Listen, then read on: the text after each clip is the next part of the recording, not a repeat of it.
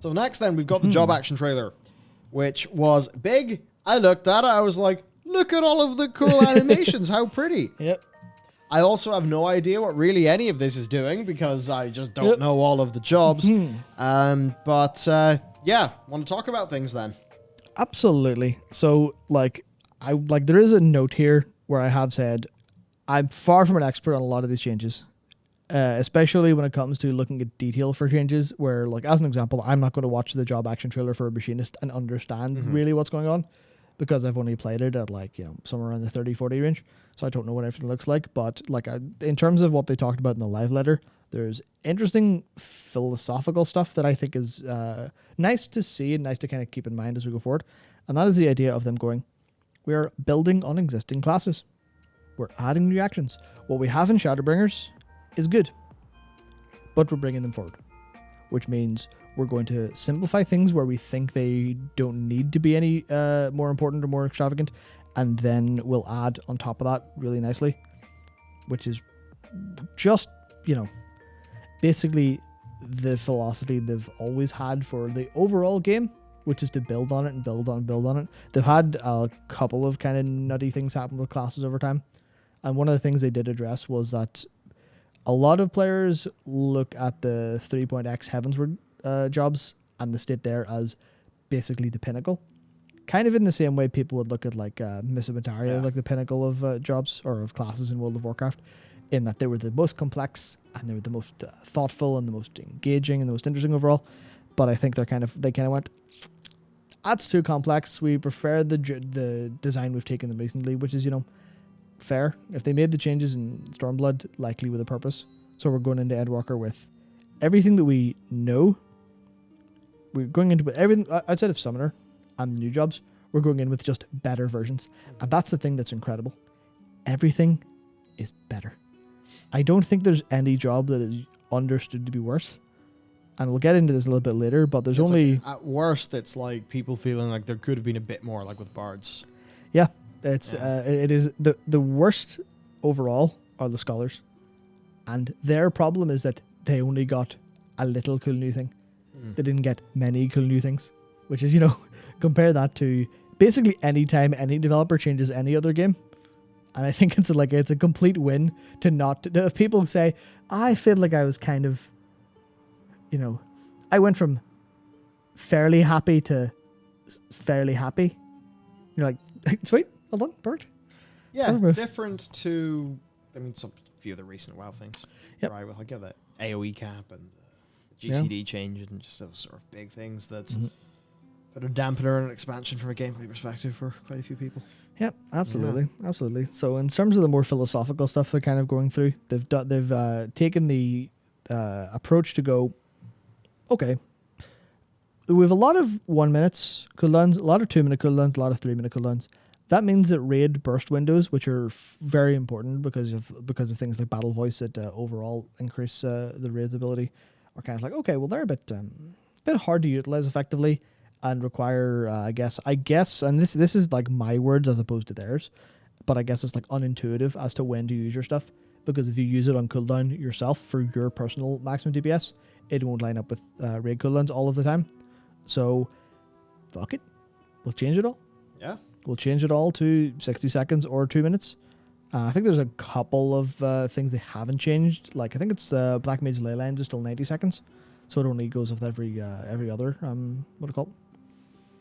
Well, yeah, 90. There's one thing. So maybe for scholars, don't know if we're there could be more dissatisfaction in scholars than maybe there. From at least reading a little bit of chat, it seems like they lost a whole bunch of their toys, and they maybe weren't the happiest, and really they want those toys back, but instead this is just kind of doubling down on maybe what they didn't exactly love currently. Yeah, that's the best that I can read on it. So certainly I'm sure there's some scholars that are happy enough, but there's probably scholars who don't really feel like this is lining up with what they want. Yeah, I guess it would be fair to address if it's a problem that happened with Shadowbringers introduction, then I could see where they've kicked the can down the road of a problem. Yeah, which I can understand, but I think there's a substantial amount of people are sort of Not really too concerned. Gotcha. Obviously, I imagine a couple of mains are annoyed, so it's a shame, but I really shouldn't say this. It's so unfair. You're a scholar, you can go play summoner because they share the level. True, but I feel like a lot of people are now like actually traveling through the matrix to end you. Yeah, I mean that's why I preface by saying it was unfair. It's just a joke I've seen. It's just a joke I've seen. It is fair to be kind of annoyed, but go play Sage. Fuck no, I just stop. But yeah, so they are going for the 60 seconds, 120 seconds overall, and that's just like more intuitive, more alignment. Is it technically making it easier for people to align stuff? Will it make it easier? Almost certainly, but it's also like, yeah, this makes more sense now. Yeah, I guess one thing that is like if you're not super happy with one of them, it's maybe a little bit less like in World of Warcraft where it's like, oh, you've grinded up all the legendaries on that character and on this and on that, and you've done the Covenant on that character. So if you want to change to a new form of gameplay that you have leveled up, there's a whole bunch more chores you'll have to do to get that up to snuff. Whereas at least in FF, you can be a little bit more flexible with what you do. Yeah, you can basically level any other healer immediately. All your gear works. You have to learn it, of course. Maybe you don't like it as much, but at least there's Sage, I suppose. Yeah. So for many jobs, important buffs applied by single target attacks can now be applied via AoE, which the Samurai are happy about. Yep, Samurais and Warriors are particularly happy about that. It is very, very nice to just see, a very annoying problem be solved. Because it would be, especially if you needed like short-term AoE, because you're running into a pack that's going to die, or if you're like me and currently leveling by going home and doing main scenario roulette once a day, and basically nothing else for a bit on Samurai, then it's really annoying going, okay, well I have to generate my buffs through single target, which means it's going to be, unless I use Makio, it's going to be, is that 1, 2, 3? Yeah, it's going to be 4, well, I guess if I were being optimal, it's going to be 5 GCDs before I can press my AoE buttons. Right. Because of these buffs that I feel like I need, that feel good and etc. But then you've got the, they're like, okay, well that's a problem. You can now get the buffs from your AoE abilities, because usually the AoE abilities just extend them as opposed to give them to you in the first place. Gotcha, so you set them up once and then you hold them for as long as you're AoEing. But in this case, it's like, here you go. Just you go into AoE, you press AoE buttons. Isn't that a bit more intuitive overall? Good. Problem solved. People happy. Yep, problem solved. And then another problem solved is ranged attacks. So melee and tanks always have their little ranged attack for tanks picking up aggro, or for other ones just to kind of stand away and go, well, okay, I literally can't be in range, so as a samurai I'll NP from far away, or ninja will throw daggers. Yeah. You're like, okay, but because that's a weapon skill, it broke your existing weapon skill combos.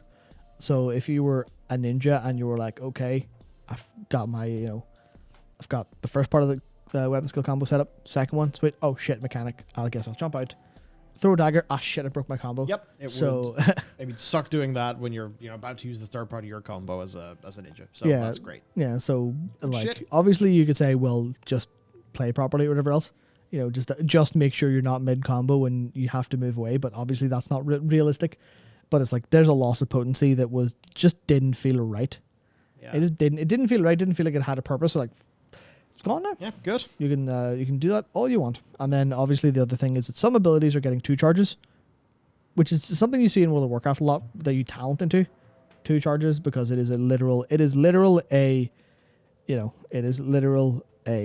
improvement of quality of life, but also gives you an ability of like freedom. Yeah, it makes when do I use this? Yeah, it makes the rotation a little bit less more fixed, which means you're more flexible, so that you can better fit the fight without like just breaking being optimal. Which is good for people. So next then for the tanks. Right, so defensive buff times will be more important. They'll convey greater benefits. So basically, are they buffing offensives to make those so there's an important part of the sort of kit? Yeah, so I don't know if we have a whole bunch of flavor on this in terms of what the community knows so far, but as far as I understand, it is effectively, as opposed to a defensive buff that lasts like 20 seconds, so you just use it, and as long as the incoming damage is within that 20 seconds, you're okay. It is more, they will be stronger for a couple of seconds, or they'll provide greater benefits for like someone else or something like that.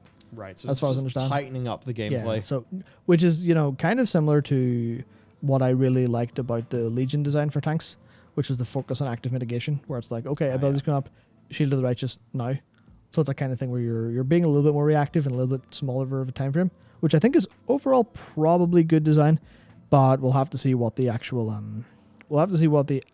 implementation of that is, which we will largely find out once the media tour opens up, which is October 13th, I believe. Oh, nice. So that's soon. And then they kind of are. They're also simplifying damage calculations across physical and magic, which is just mostly an internal thing with like magical damage calculations are more difficult to understand, so we'll change them up to make them a little clearer to kind of keep them similar across the board and not get out of the not get out of the way. For Paladin, I saw someone in chat say they get a new rotation and they're happy. So here Paladin gets big new abilities that look gorgeous. So that seems like a straight upgrade. Yep, they just get I believe they just get a straight up new combo on top of I can't remember what it was, but whatever ability it is, they just get a straight new combo on top of it, which is great. Gunbreaker gets some nice changes as well, which I think some people are very, very slightly annoyed about, but not largely. But Gunbreaker basically has almost the most inputs, not of any job, but it's a lot of inputs to the point where my setup that works for like almost every job fails on Gunbreaker because they have I believe it's a combo, a cartridge combo, or couple cartridge combos, and then the continuation stuff, which is basically instead of using these abilities, use these abilities now, but they were on different buttons. So now they're like, well, that doesn't make a whole load of sense. So we'll just, like the full intent is for these abilities to replace these ones while this is active. Is it like for a WoW player to understand? Is it like if you're a demon hunter, you went into Metamorphosis, but the replacement for Blade Dance and Chaos Strike were actually two separate buttons that had to be in a different place in your binds? Basically, not for the same duration as that, but basically, yeah. So they're like, it just updates now. So you just press the same button. Cool. And of course, then they're going to get some more buttons. Because that's one of the things they do basically every expansion where they're not reworking stuff. It's just, here's some more buttons. Here's some more buttons. And replacing a button with another button that does something new, as in same physical button, but in a different phase it does a different thing, is a bit of a running theme. Bit of a running theme for this. I think do I get some of that as ninja? Yep, you do. Yeah. So you do. Bards also get it. For warrior, some mobility and quality of life. Yep. I'm not completely sure on the specifics of this because I didn't really look into it too sharp. But basically, they get their mobility taken away from causing resources. Right. Okay, that's pretty big then. And they just get a whole bunch of quality of life changes that are just small things that are nice. Just little tiny bits moved around. At least that's what's been confirmed so far. And they're going, let's just press more buttons. Have more fun. And then Dark Knight are definitely the one of the other jobs that feel a little bit hard done by comparison, because they have a couple of issues with how their cooldowns work. It's Blood Weapon and Delirium, I think, of like a weird interaction that doesn't quite work as well as other jobs, other tank jobs do. So people are like, piss this. This is quite annoying. So they haven't had that solved, at least not that we know of yet. That could still be in the works, but they haven't had it solved. So they're like, this is kind of shit. The only update they had, which is kind of attached to the ground targeting changes, is Salted Earth, where that's their, effectively their version of a Blood Death Knight's Death and Decay, or a Consecration. But now it works like Consecration, where it drops where you are. That's where it is. Convenient. As opposed to you throw it over there. Yeah. Which kind of will definitely hurt some people, because you expect, well, there's the pack, I'm going to fight them there, Salted Earth. Yeah. But now it's just, I'm standing where I'm going to fight Salted Earth, which now means that all damage versions look there, like all damage versions of that ability, that kind of ability, like the Doton for Ninja, it's just the damage goes on the floor. That's how it works now. Okay. But ground targeting stuff for the Shugutsu teleport, or for any of the placed abilities that are beneficial, because all the placed abilities are now beneficial basically, and all the damaging ones are just at your feet. So that's a weird change, but it sort of completely codifies the language across it all. Yeah. So it's quite nice there. Well, for the melee DPS then, so Dragoons. Yep. Dragoons are getting some changes. Yeah, they get Blood of the Dragon, which was a thing that they had to activate via specific buttons, specific ability usage, which would buff their jumps and dives, is now just a trait. So just a thing that they didn't like seemingly universally as far as I understand, that was just a little bit annoying to use, is now just gone. They're like, okay, you have the benefit without any effort. And of course, here's more AoE stuff, and I imagine they're going to do more things. They're probably going to give them more actions later on to make up for this, like most jobs are getting. And then over on monks, they get instant transmission. So basically they had a movement ability that was a shoulder dash that did damage, and now they've changed it to be a kind of a quick teleport, like a Shimpo, like a flash step kind of thing, that monks would, the general high chakra based chi based fighter in any anime would use, where they're so fast you can't see them. Yeah. So they now do that, but they've got a couple charges of it, and they can do it to allies as well as enemies. So they can teleport all around the place, which is very, very nice. They also get a couple of changes that make them just a little bit nicer to play, like 2 charges of perfect balance. They've got the new Masterful Blitz, which is kind of in perfect balance depending on what abilities they use and which order. They'll get an additional effect at the end, an additional move that they can use, which is some of those being removed. Yep. So because I'm seeing more and more pushback against positionals. For monks specifically, a few games, because there's been a little bit of discourse about parry in World of Warcraft as an example. Yeah, well, it's been a little bit. I think the positionals for monk was basically, they know the positionals require additional cognitive load. They're more complexity in this. So they went, we're giving you extra perfect balance, we're giving you Masterful Blitz, we're giving you all this movement. So we'll take away, I think it's 2 of their positionals are taken away, just to kind of go, okay, you don't have to worry about them too much. Which is one of the things where monks really got kind of owned, and they were constantly moving around the boss, which is just one of the things. It was unique to them, but it was so much harder to keep track of versus, how few positionals a samurai or a ninja will have to do, or even a dragoon, where it's, it's a small thing that you can do. You should be doing it at all times, but it's not, it's not all the time. You can stand still and play for a little bit.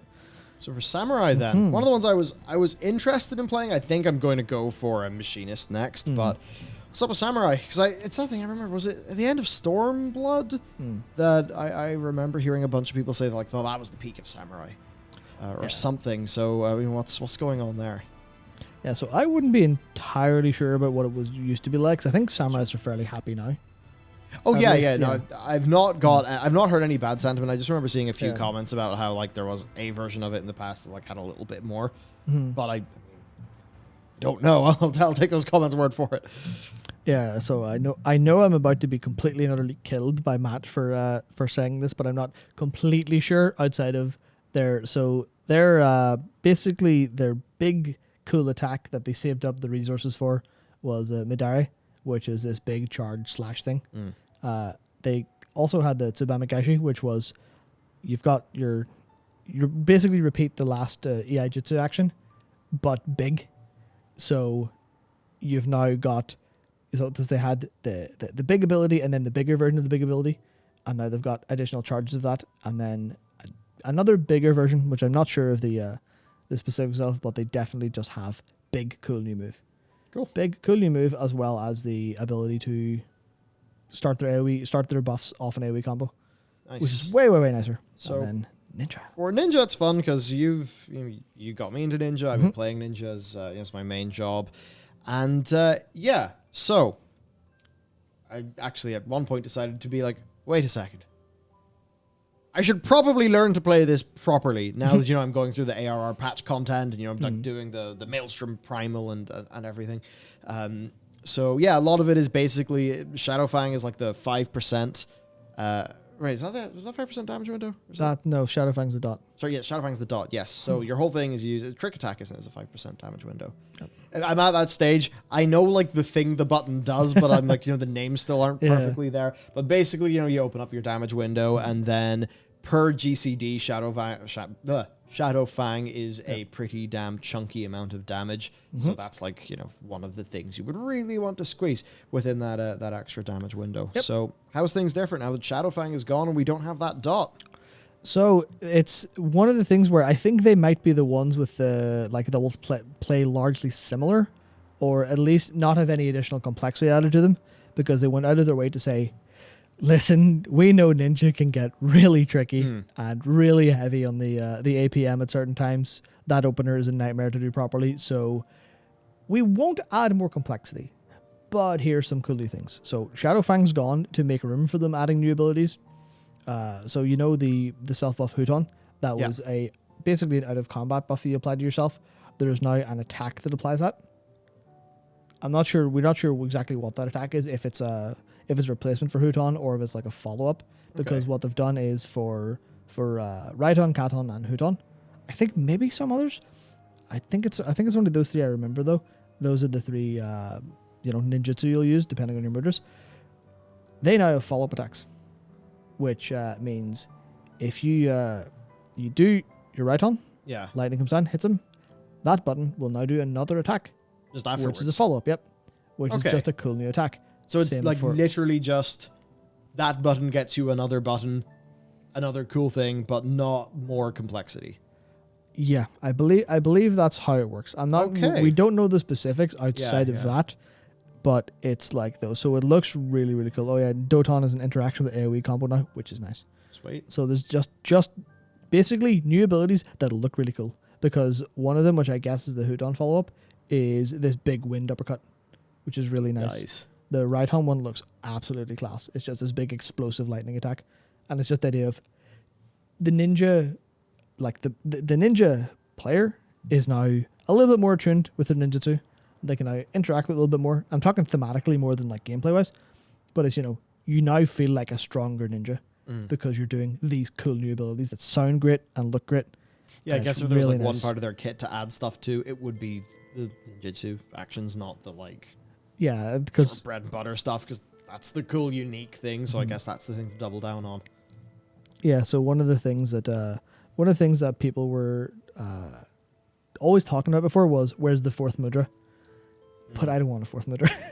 I don't know if anyone really wants a fourth mudra unless they're completely mental, because that would just completely shift up the entire gameplay flow of it. It would work, of course, but it would shift it up entirely. So it's not there.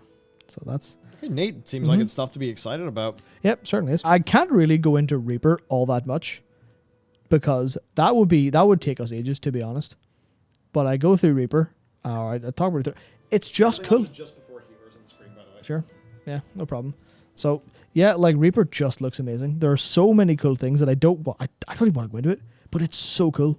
It is exceptionally good. They've got like I think it's 3 different kind of gauges to work with. They've got like so many stages of transformation. It's really, really nice. It's really nice. And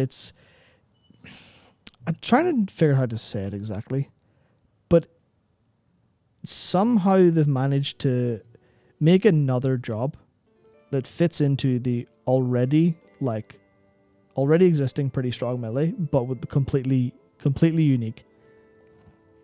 Like, they seem to be just build up, go fast, hit stuff quick.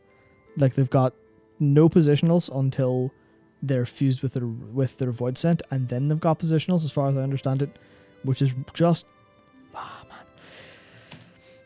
It's really melee machinist with a fast burst window. That's what I think is really cool, where no other melee has this. Like, I mean, Ninja has a fast baseline where they have a lowered GCD because of the weapon skill speed. Samurai's a little bit slower, a little bit faster, but Ninja's got like the big speed with Huton buff.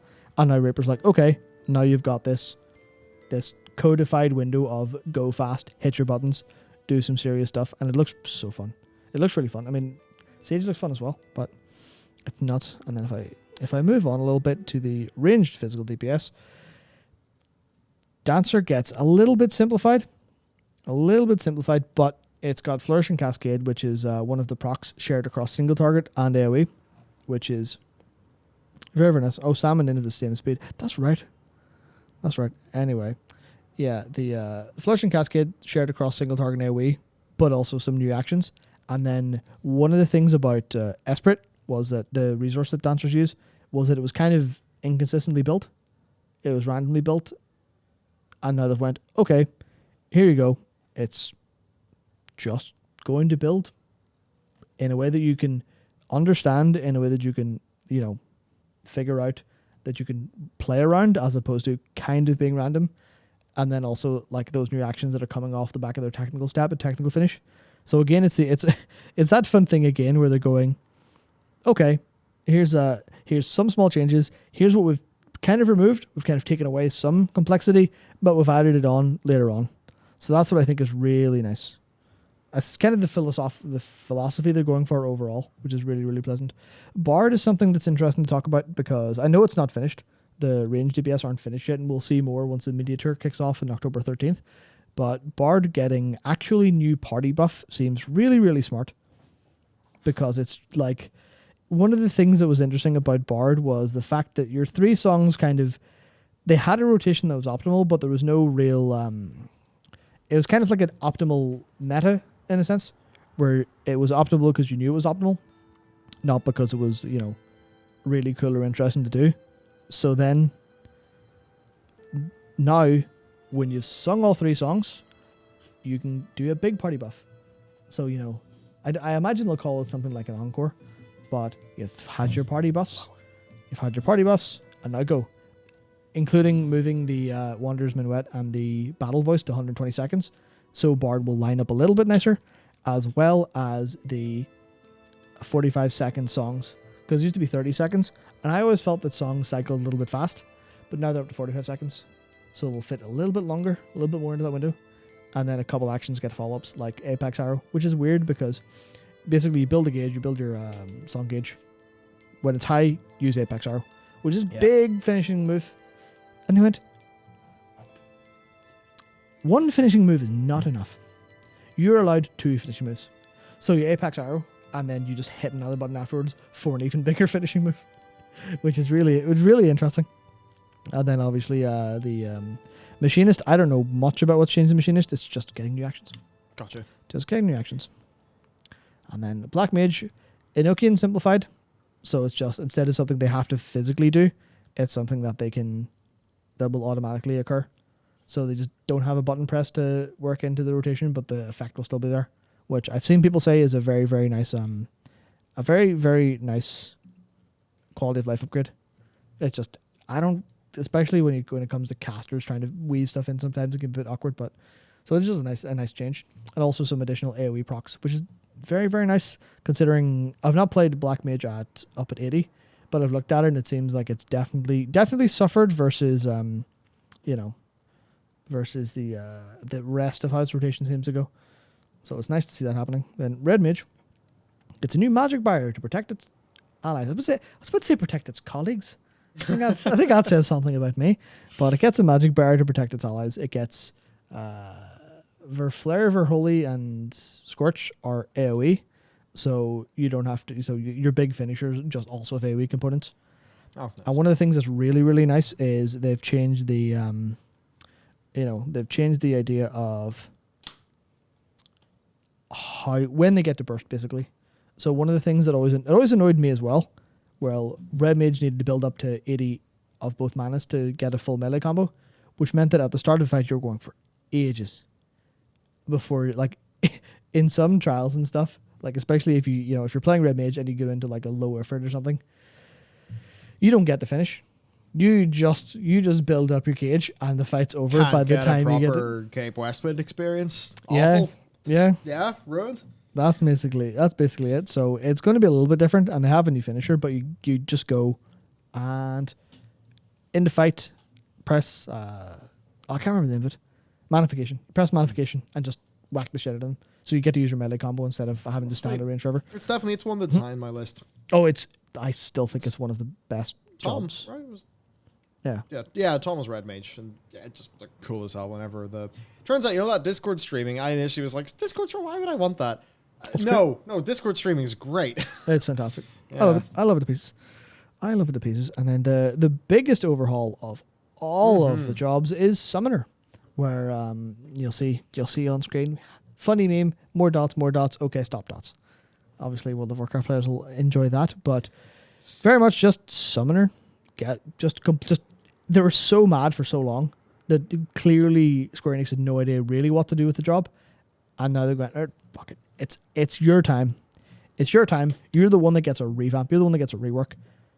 And I think most are really happy about it because they get to properly feel like summoners. Obviously, they were summoners, but they were kind of more pet class. With like, do a little thing every now and again. Yeah. But now they've got this whole big phase. They've got different abilities depending on what primal ether they have active. And without going into many specifics, it is just straight up. They just keep cycling summons. They keep having all these new cool abilities, and because obviously, like they're because they're a massive revamp, then the same philosophical updates and the quality of like visuals updates and stuff that come with Reaper, come with Sage, come with Summoner whenever they have actual stuff. I mean, that's actually the best way to put it. Summoner went from an FF flavored World of Warcraft Warlock to a proper FF Summoner, because the proper FF Summoner archetype from like Tactics and from I guess it was first introduced in FF3, and from all those job games, they summon, and that is, that's an event. They don't summon and go, oh, it's a wee pet class. It's a summoner goes, here, I have just summoned a small effigy of a god to blow you up. And that's one thing they've done. They seem to have done very, very well. Although obviously there is an issue where it is now objectively better as far as most people are concerned. But it falls under the problem of some people liked it because it was really awkward, but also at really high skill ceiling because it was so awkward. So they've kind of removed that capability. Or obviously we haven't seen balance.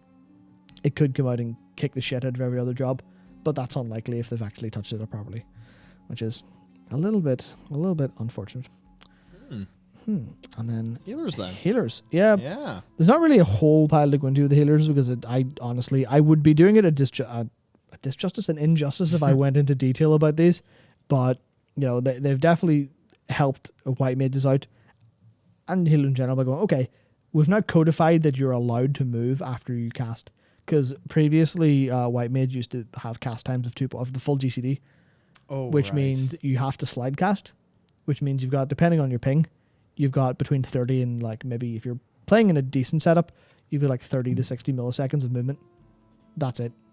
So you're just kind of slightly nudging yourself across, whereas now you've got the codified idea for. The DPS cast Lord of 1.5. That makes sense. Okay, right. So it's 1.5 seconds for the DPS cast, because that was one of the problems where they couldn't weave. They couldn't weave in abilities. So now, 1.5 second GCD. You can weave in off GCD abilities while you're DPSing, which means you're substantially more likely to be able to keep people alive with your off GCDs, because that's generally how decent healers actually function. It's just DPS, DPS, DPS. Oh shit, somebody's healed. But with the off GCDs, you can get that immediately. So it's really nice that they're kind of moving that way. And then they've obviously, like we talked before, they've moved into the distinction of pure healer and barrier healer, which is just codifying how gameplay works and giving them their own unique flavor, which is just nice. And then scholars. Yep. What they got was everybody run fast. Which is good, but maybe not precisely what is going to make them excited when they look at what other people get. Yeah, so that's one of the big things. And then Sage, I don't want to go into much detail there, but they're the Disc Priest now. They can heal by dealing damage, which is definitely unique. It's definitely unique to Final Fantasy so far, but certainly cool, I think, as a unique flavor, as long as they don't end up too insane. But I think as far as I've seen, everyone's really happy. Everyone's generally happy with Sage. It seems like bar some... overall, it seems like bar a few specifics. There is... bar a few specifics where it's like...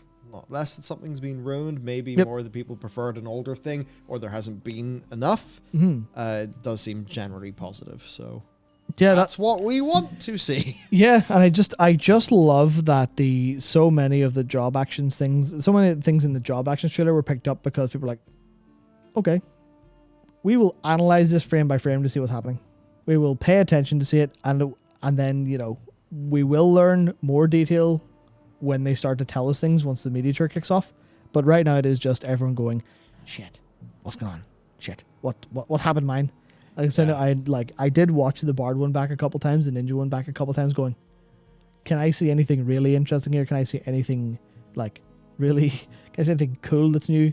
Like, what's the new spell effect look like? And seeing the new follow up to Apex Hour was like, fuck, that's such a cool moment. Such a cool moment.